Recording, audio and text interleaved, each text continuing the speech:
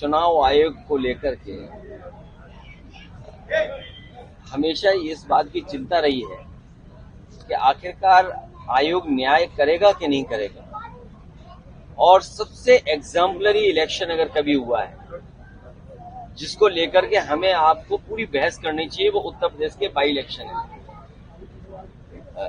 Vote चोरी तो बहुत छोटी चीज है। भारतीय जनता पार्टी के इशारे पर चुनाव आयोग ने डकैती की थी या वोटों का अपहरण किया था, और बाई इलेक्शन में जिसमें सभी अधिकारी मिलकर के सरकार के इशारे पर और चुनाव आयोग की उन्होंने कोई परवाह नहीं की, चाहे वो कुंदरकी का चुनाव रहा हो, चाहे वो मीरापुर का चुनाव रहा हो। और सबसे एग्जाम्पलरी चुनाव जो हुआ है, चोरी, डकैती, अपहरण और क्या शब्द हम इस्तेमाल करें, उन सबको शामिल कर दोगे तो वो हुआ था आपका फैजाबाद अयोध्या का चुनाव, जहां पर प्रशासन ने ये तय किया कि ड्यूटी किसकी लगेगी, प्रिसाइडिंग ऑफिसर कौन होगा, उस प्रिसाइडिंग ऑफिसर को या जो अधिकारी होंगे वोट डलवाएंगे उनकी कितने वोट डलवाने की जिम्मेदारी होगी, मतलब अलग से वोट कितना डलवाएंगे। कई लोगों के वीडियो हमें आपको मिले थे जो 6 वोट डाल करके आ रहे। एक व्यक्ति पकड़ा गया था जो दूसरी जगह से वोट डालने आया था, मंत्री लोग रुके हुए थे। तो ये चुनाव लड़ने का तरीका भारतीय जनता पार्टी का रहा है।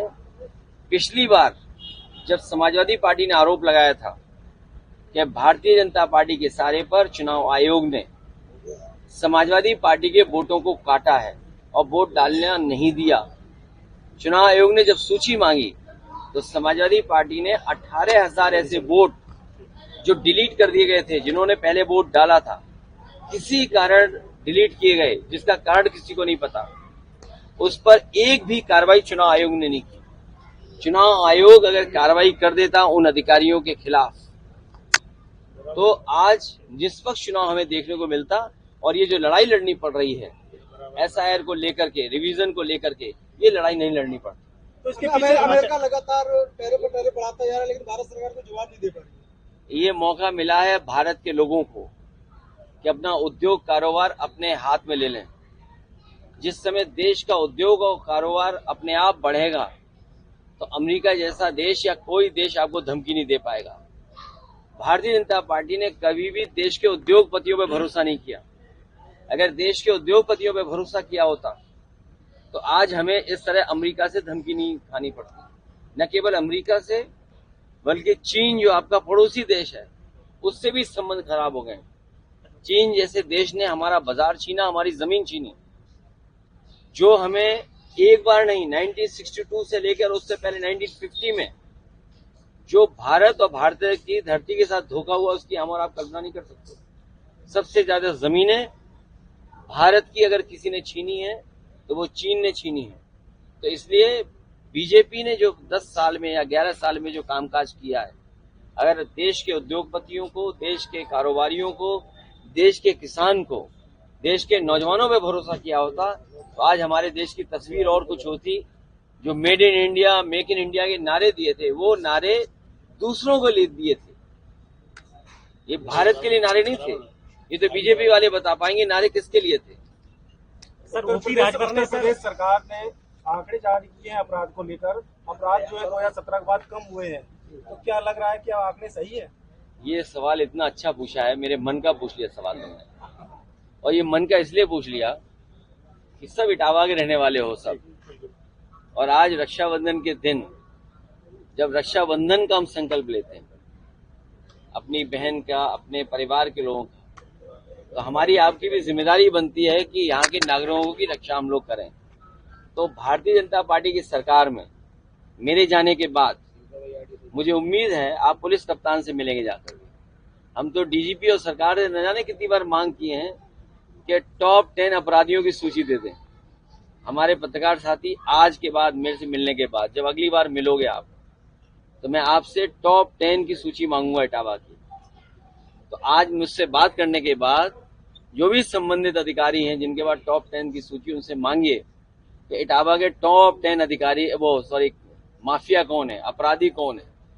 अगर उनकी सूची आ जाएगी तो जिले जिले की सूची आ जाएगी, तो आपको प्रदेश के भी माफिया मिल जाएंगे कि टॉप 10 माफिया प्रदेश के कौन है। और जब तक सूची सरकार की नहीं आती है तो असली माफिया अगर कोई है तो वो सरकार खुद माफिया है जो माफियों के साथ खड़ी है। सर, ओपी राजभर ने ABCD का फॉर्मूला दिया है समाजवादी पार्टी के लिए, अराजकता, धर्म, ये सारी चीजें बताई गई हैं। और पूछिए। ये जिस तरह से लगातार सर, संदीप सिंह शिक्षा मंत्री हैं, उन्होंने बोला है कि समाजवादी पार्टी के टाइम पर कोई शिक्षा ऐसी बेहतर नहीं थी और सिर्फ नकल माफिया ही सक्रिय रहते थे। देखिए, नकल करने वाले वो लोग हैं, नकल से वो लोग पास हुए होंगे जो कह रहे थे गा से गधा है, जिन्होंने ये कहा पब्लिकली लोकतंत्र में, गा से गधा वाले ही नकल से पास हुए हैं। गा हमारे लिए गरीब है, गरीब के बच्चों की पढ़ाई हो इसलिए पाठशाला लगे और पाठशालाएं खुले। सरकार वो सूची नहीं दे पा रही है कि कितने स्कूल बंद हुए हैं और कितने मर्जर की सूची में थे। सरकार को दोनों की सूची जारी करनी चाहिए और हम तो अपने पत्रकार जागरूक साथियों से कहेंगे कि आप लोग सूची जारी करो इटावा की। ये जो सवाल हमारा पूछा है इन्होंने, उम्मीद है इनके पास सूची होगी कि पहले कितने स्कूल बंद हुए प्राइमरी और मर्जर की लाइन में कितने थे। तो कम से कम देखिए कि जानकारी मिले लोगों को, और ये इसीलिए हो रहा है जिससे गरीब के बच्चे पढ़ ना पाए। बीजेपी अपना अध्यक्ष नहीं चुन पा रही है, इस पर क्या कहेंगे? तो आप मदद करो उसमें और सबकी पोल खोलिए तो शायद बीजेपी ज्यादा जल्दी फैसला ले ले। सर, राहुल गांधी ने चुनाव आयोग को लेकर जो भी बात करेंगे, लेकिन चुनाव आयोग ने बोला है कि शपथ पत्र राहुल वो जमा करें, इसके बाद हम बताएंगे। समाजवादी पार्टी ने 18,000 ऐसे वोट जिन्होंने 2019 में वोट डाला था बिना किसी कारण के वो वहीं पर थे, उनको डिलीटेड में शामिल कर दिया था 2022 के चुनाव में। वो पूरी सूची समाजवादी पार्टी ने दी थी। अभी तक किसी भी अधिकारी के खिलाफ कोई कार्रवाई चुनाव आयोग ने नहीं की। वो 18,000 के वोटर लिस्ट जो डिलीटेड हुए थे, जानबूझ करके बीजेपी के सारे पे किए गए थे, उसकी सूची दोबारा हम लोग चुनाव आयोग को भेज देंगे। हमें उम्मीद है कि उस पर कार्रवाई होगी और जो दोषी अधिकारी है उनको सजा मिलेगी। सर,